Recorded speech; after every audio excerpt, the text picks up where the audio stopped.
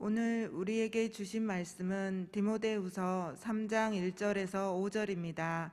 제가 가진 성경으로는 신약 345쪽이 되겠습니다. 찾으신 후 저와 여러분이 한 절씩 교독하신 후 마지막 절은 다 함께 합독하시겠습니다. 디모데후서 3장 1절에서 5절입니다. 너는 이것을 알라. 말세에 고통하는 때가 이르러 사람들이 자기를 사랑하며 돈을 사랑하며 교만하며 비방하며 부모를 거역하며 감사하지 아니하며 거룩하지 아니하며 무정하며 원통함을 풀지 아니하며 모함하며 절제하지 못하며 사나우며 선한 것을 좋아하지 아니하며 배신하며 조급하며 자만하며 쾌락을 사랑하기를 하나님 사랑하는 것보다 더하며 경건의 모양은 있으나 경건의 능력은 부인하니 이 같은 자들에게서 내가 돌아서라. 아멘. 아멘. 여호와께서 자기를 위하여 경건한 자를 택하신 줄 너희가 알지어다. 내가 그를 부를 때에 여호와께서 들으시리로다. 아멘. 아멘.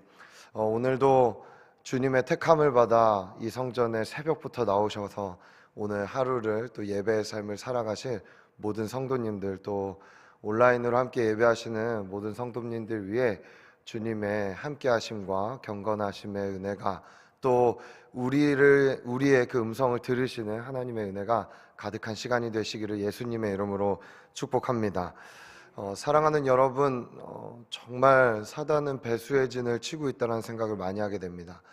이제 최근에 한 청년이 저를 찾아와서 함께 사역을 만들어 가면서 이런저런 사역을 만들어 가기 위해 찾아와서 함께 상담하고 또 회의하는 중에 저한테 책 한 권을 가져다 줬습니다. 그 한 권은 한국교회 트렌드 2023이라는 책이었습니다. 그러면서 그것을 그 청년이 정독을 해오고 저와 함께 꼭 공유하고 나누고 싶은 내용들을 밑줄을 쳐와서 한 2시간에서 2시간 반가량을 함께 앉아서 그 이야기들을 나눴던 기억이 납니다.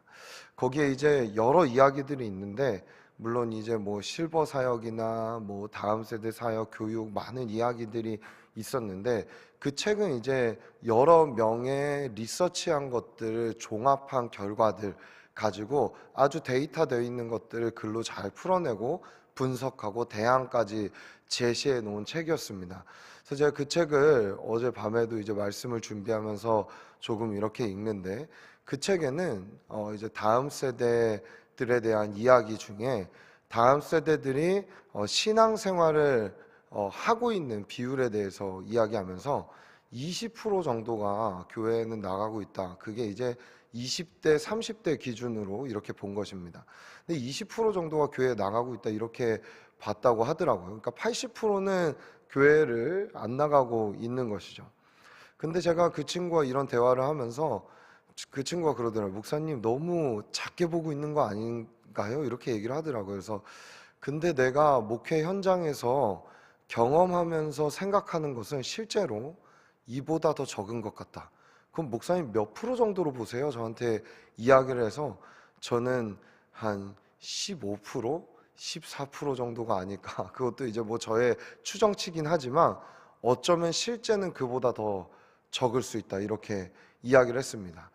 제가 이렇게 생각하는 이유는 여러 선교단체들이 제가 불과 한 5, 6년 전에 목회를 할 때도 그때 이제 캠퍼스 복음화율에 대해서 함께 이야기를 할 때 한 그래도 높게 보는 선교단체에서의 한 3% 정도로 봤던 것 같습니다. 3% 정도로 보고 실질적으로 정말 예수를 믿고 거듭나서 복음을 전하는 제자의 삶을 사는 그러한 대학생들의 비율을 봤을 때는 모두가 다 동등하게 거의 1%대로 본 것 같습니다. 제 1%대면 어느 정도냐면요, 제가 이제 대전에 있는 국립대학교를 나왔는데 거기가 이제 제가 다닐 때에 총 학생이 한 2만 명 정도였고 대학원, 교직원, 외국인 학생들 포함해서 한 3만 명 정도로 봤습니다. 그럼 3만 명에서 300명 정도가 복음을 전하는 제자의 삶을 사는, 그리고 열심을 다하는 예배드리는 크리스찬으로 본다는 것입니다. 이게 진짜 심각한 비율이겠죠. 그래서 아마 지금은 그보다 어쩌면 더 적을 수도 있지 않을까라는 생각을 많이 하게 됩니다. 실제로 코로나를 지나면서 문을 닫은 한국 교회는 어마어마하게 많았습니다. 제가 이런 현실들을 바라보면서 감사하게 그래도 많은 청년들이 올해 저희 청년교회에 하나님께서 보내주셨는데 대부분은 수평이동입니다. 대부분은 원래 다니던 교회가 문을 닫거나 예배를 드릴 수 없게 되어서 오게 된 케이스들이 되게 많았고, 아니면 어딘가에서 섬기다가 어떤 이유 때문에, 상처 때문에, 상황 때문에 오게 된 청년들도 많이 보게 되었습니다. 정말로 우리 금요일날 그 조금영 권사님이 나눠주셨다시피 답을 찾아보기 힘든 때인 것 같다라는 생각을 많이 하게 됩니다. 이러한 상황 가운데 저도 뭘 해야 될까, 무엇을 할 수 있을까 생각을 많이 하고 기도하고 하다 보니까 무엇보다는 청년들에게 지금 답이 없잖아요. 기도해야 되지 않겠냐 하다 보니까 기도의 시간들, 또 기도회들을 많이 만들었던 게 올해를 돌아보면 올 한 해가 아니었던가, 이런 생각들을 많이 하게 됩니다. 그 중에 이제 제가 저희 청년들 중에 대학교들을 다니는 친구들 중에 좀 한 군데 대학교를 저희가 집중적으로 좀 먼저 공략을 해보자라는 생각을 갖고, 제가 올 초에 그 학교에 좀 방문해서 그곳에 저희 청년들 한 4명 정도가 다니고 있길래 모였습니다. 그리고 모으고 한 공간에서 우리 함께 좀 캠퍼스를 위해서 기도하면 어떻겠냐 하면서 제가 가서 메시지를 전하고 4명, 5명이 모여서 그 공간에서 함께 예배하고 학교에, 그리고 다음 세대 부흥을 달라고 기도하는 시간들을 가졌었습니다. 그러고서는 제가 이야기했죠. 너희들 이제부터 기도 모임을 시작해라 라고 이야기를 했는데 잘 됐을까요? 안 됐을까요? 잘 안 됐습니다. 이 친구들이 그때는 이해했지만 자기들의 상황도 있고 환경도 있고 하다 보니까 이게 잘 동력을 받지 않더라고요. 그래서 아직 시기상조인가 나름대로 불러서 좀 강하게도 이야기해보고 해도 이게 사람이 억지로 되지가 않더라고요. 근데 여름 수련회를 기점으로 어떠한 일인지 제가 다시 한번 권면을 했더니 9월 2학기 때부터 이 친구들이 기도 모임을 시작하겠다라고 이야기를 해갖고 제가 첫 번째 모임에 가고, 그리고 한 달에 한 번씩 가서 메시지를 전하기 시작했습니다. 처음 이 친구들이 이제 4명이 계속 모여서 기도를 하는데 이 친구들도 좀 깜짝 놀랐습니다. 그 학교에 있는 기도실에서, 그 꼭대기 있는 기도실에서 모여서 기도를 하는데 이 친구들도 자기들이 이렇게 왜 모여야 되는가, 나갈 때마다 참 의아스럽고 초라해 보이기도 하고 했는데 왠지 모이면은 기도하는데 뜨거웠다라는 거예요. 뜨겁고 계속해야 될 것 같고, 목요일 아침 10시마다 모여갖고 이 기도를 하기 시작하는데 점점 사람이 늘기 시작했습니다. 그리고 지난주 목요일 날 이제 대부분의 대학교가 종강에서 마지막 종강 기도 모임을 함께 하러 갔었는데, 그 기도 모임에 최종적으로 최근에 이제 계속 꾸준히 나오기 시작하는 청년들이 12명 정도가 지금은 기도하고 있습니다. 저는 소망을 보고 있습니다. 제가 지난주 가서 함께 이 친구들과 메시지를 나누고 기도 모임을 1시간여 정도 인도를 하고 한 명 한 명 다 물었습니다. 우리 종강 기도 모임이니까 여기에 왜 오게 됐는지, 어떠한 마음이었는지, 뭘 느끼고 있는지를 한번 나눠보면 좋겠다라고 물어보자 청년들이 이런 대답을 했습니다. 성령을 체험했습니다. 주님을 만나게 됐습니다. 열정이 일어나게 됐습니다. 영적인 체험들이 생기게 됐습니다. 이러한 이야기들을 하는 것을 그 20대 초중반 청년들의 입술을 통해 듣게 되었습니다. 저는 확신합니다. 하나님 살아계십니다. 살아계시고 지금도 만날 자들을 만나고 계시고 간절히 찾는 자들에게 역사하고 계시다라고 저는 믿습니다. 사랑하는 여러분, 이러한 일들이 왜 일어날까요? 부족하고 연약해도 그 자리를 지키려고 하는 자들, 그 자리를 사수하며 기도하려고 하는 자들을 통해 하나님께서는 지금도 일하고 계신다라고 믿습니다. 바울은 알고 있었습니다. 마지막 때로 갈수록 이러한 일들이 어려워질 것이다. 목회하는 가운데 디모데야, 너의 목회 현장은 내가 지금 걷고 있는, 내가 지금 가고 있는 이 길보다 더 힘들 것이다. 그래서 디모데에게 디모데 전후서를 쓰겠죠. 그리고 전후서의 거의 마지막 부분에 와서 바울이 이 이야기를 하고 있는 것입니다. 말세에 이런 때가 이를 것이고 이런 현상들이 있을 것인데, 저는 이 현상의 핵심에는 5절의 말씀이 있다라고 저는 생각을 합니다. 경건의 모양은 있으나 경건의 능력은 부인하니 이 같은 자들에게서 내가 돌아서라. 제가 이것을 현대어 성경으로 한번 찾아봤습니다. 이렇게 써 있더라고요. 교회를 나가지만 자기들이 들은 것 가운데 어느 것 하나도 믿으려 하지 않을 것이다. 그러한 자들을 멀리해라 라고 이야기합니다. 교회는 다니지만 자기들이 들은 것들을 믿으려 하지 않는 것, 그렇기 때문에 자기를 사랑하겠죠? 돈을 사랑하겠죠? 교만하겠죠? 비방하겠죠? 부모를 거역하겠죠? 이러한 현상들은 우리가 5절에 말하는 경건의 모양만 가진 자들에게서 나타나는 현상이라고 할 수 있을 것입니다. 바울은 많은 부분, 이 부분들을 알고 있었기 때문에 그는 기도했지 않았을까, 이러한 생각들을 많이 해보게 됩니다. 특별히 바울이 가르쳐줬던 여러 기도들 중에 저는 이 기도가 정말 중요하다는 생각을 많이 하게 됩니다. 우리 한번 에베소서 3장 18절에서 19절의 말씀을 한번 읽어볼까요? 3장 18절에서 19절 말씀, 두 절의 말씀 다 같이 읽어보겠습니다. 시작. 능히 모든 성도와 함께 지식에 넘치는 그리스도의 사랑을 알고 그 너비와 길이와 높이와 깊이가 어떠함을 깨달아 하나님의 모든 충만하신 것으로 너희에게 충만하게 하시기를 구하노라. 아멘. 바울은 이렇게 기도하라라고 얘기하고 있습니다. 에베소서에는 몇 번의 바울의 기도가 등장합니다. 그 중에 4장으로 넘어가기 전에 복음을 알려주는 데서 마지막 부분인 이 부분의 3장의 말미의 바울의 기도는 너희가 듣고 깨달은 그것이 정말 깊어지고 높아지고 그리고 넓어지기를 원한다라는 이야기를 하고 있는 것입니다. 사랑하는 여러분, 깨달아 알 때 얕아서는 안 됩니다. 얕으면은 경건의 모양만 갖추게 됩니다.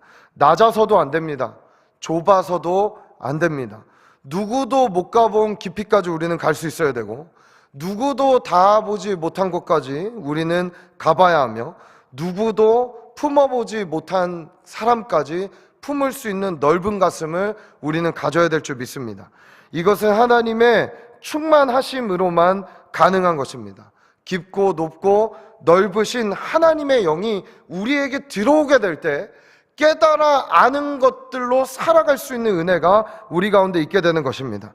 성령은 우리를 위로하고 함께하고 동행하는 분이라는 것에는 우리는 틀림없이 알고 있습니다. 하지만 그 하나님, 성령 하나님이 우리 안에 들어올 때는 우리를 갓난아기로 오래 지내도록 하지 않습니다.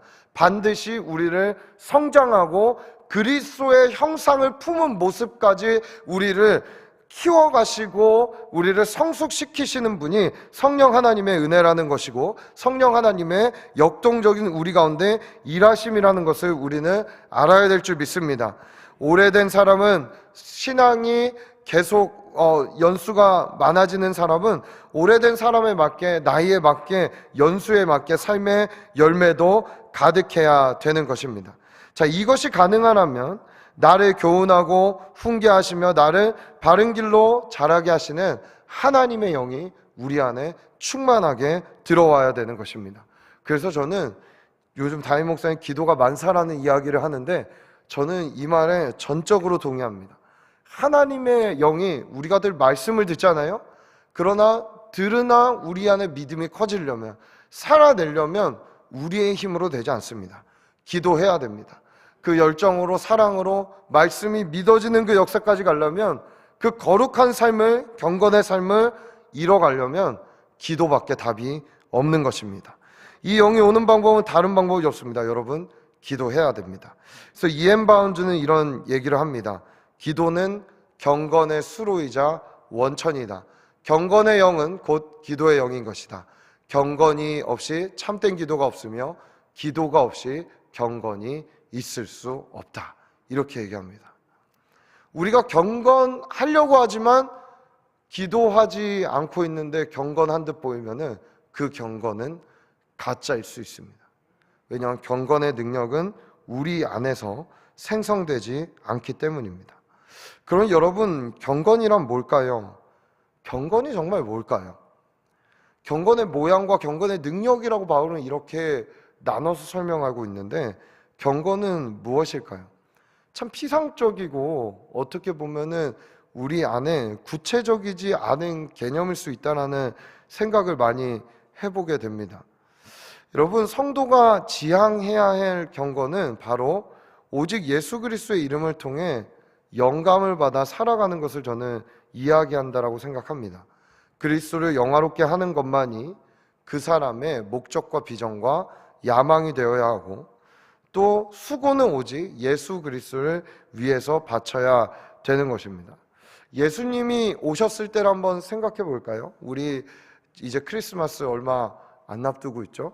주님이 오신 그날을 기념하는 그날인데, 예수님이 오셨을 당시에 사실 유대인들의 상황은 예수님이 오시기 전보다는 훨씬 더 나은 상황이었던 것 같습니다.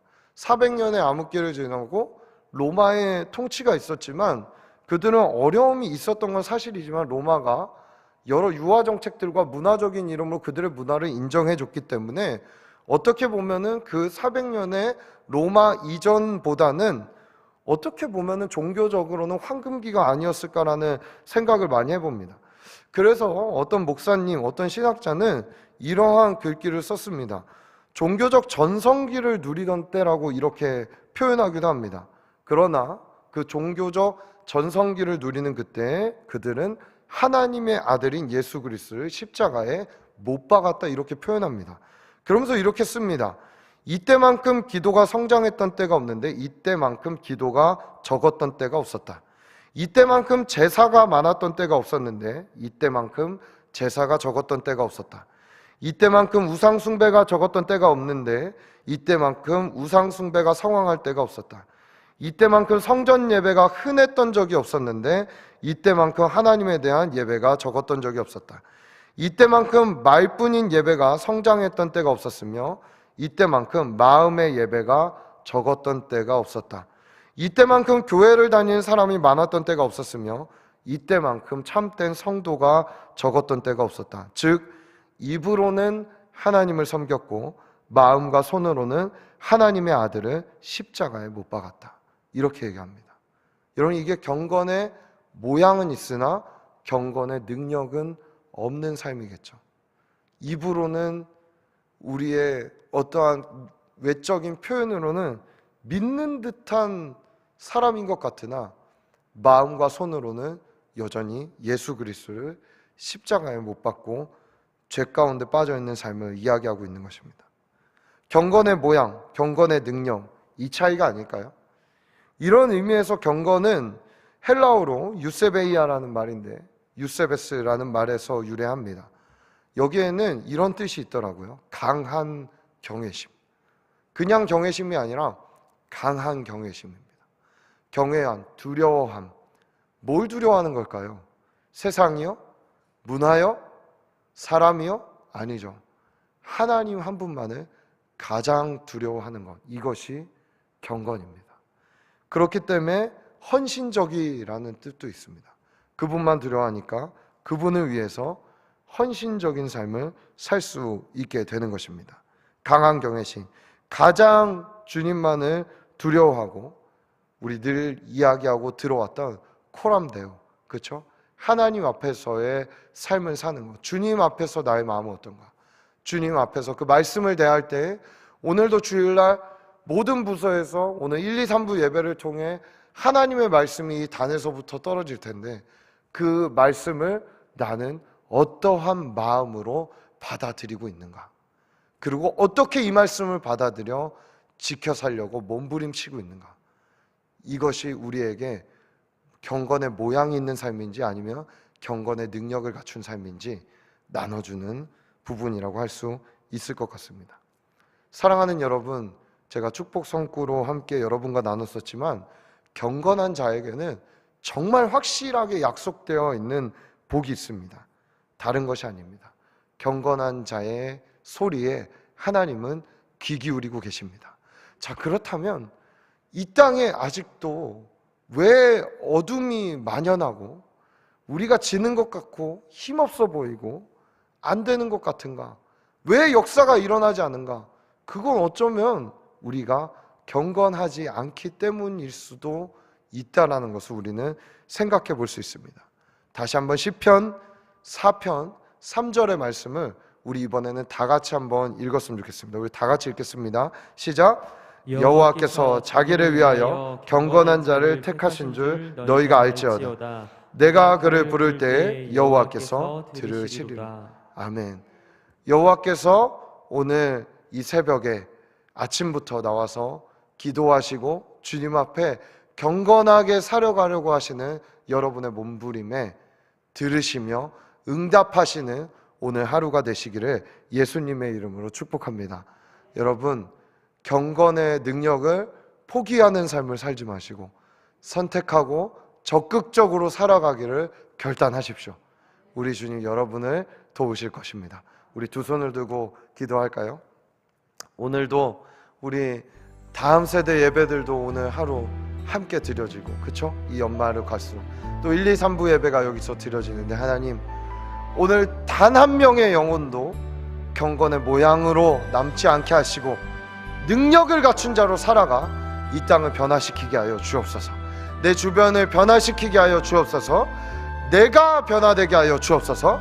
우리 주의 이름 3번 부르고 함께 기도하며 나아가겠습니다. 주여, 주여, 주여. 살아계신 하나님 감사합니다. 오늘도 주님 부르짖고 몸부림치며 주의 앞에 나아가는 모든 자들에게 하나님 함께 하시며 역사하실 줄 믿습니다. 하나님 주의 영으로 우리를 가득 채워주셨고 우리를 변화시켜 주셨고, 하나님 모양만 갖춘 자 되지 않게 하시고 능력을 갖춘 자가 되어 경건의 능력을 힘입어 살아가는 주의 백성들 될 수 있도록 주님 은혜를 더하여 주옵소서. 하나님 기도할 때 우리 가운데 임하여 주시고 예배할 때 우리 가운데 하나님 충만함으로 역사하여 주시고, 하나님 우리가 믿는 대로 살아가는 자들이 될 수 있도록 하나님의 영의 충만함을 받은 자들이 될 수 있도록 주님 역사하여 주옵소서. 주님 오늘도 하나님 다음 세대의 모든 부서들에서 예배가 진행됩니다. 하나님 말씀이 떨어집니다. 주님 하나님 성령의 불이 떨어지게 하시고 성령의 강권적 은혜가 있게 하여 주시고 말씀의 능력을 경험하는 예배를 되게 하여 주셔서 하나님 종들의 입을 통하여 선포되는 말씀이 영혼을 살리며 불일 듯 일어나는 놀라운 은혜가 있게 하여 주옵소서. 하나님 아버지, 모양만 갖춘 자들이 오늘 예배의 자리에 나와 능력을 경험하게 하시고 하나님 열정을 경험하게 하시고 하나님을 향한 마음을 다시 한번 일으키는 그 놀라운 은혜가 있게 하여 주셔서 떨어진 기도의 손들이 들리게 하시며 무릎들이 회복되게 하시며 찬양의 입술이 회복되게 하시며 주의 은혜 가운데 예배하는 놀라운 은혜가 오늘 모든 예배마다 있게 하여 주셔서 하나님 거저왔다 거저가는 영원 영혼도 얻게 하시고 모두가 다 주를 경험하는 은혜가 있게 하여 주옵소서. 주님 역사하여 주옵소서. 주님 역사하여 주옵소서. 종교활동이 되지 않게 하시며 하나님 살아있는 생명의 반응이 되게 하여 주옵소서. 주님 함께 하실 줄 믿습니다. 오늘도 새벽에 그 마음을 갖고 부르짖는 모든 성도들의 그 경건한 입술을 통하여 선포되는 기도의 내용들을 주님 받으시고 주님 응답하여 주옵소서. 주님 역사하여 주옵소서.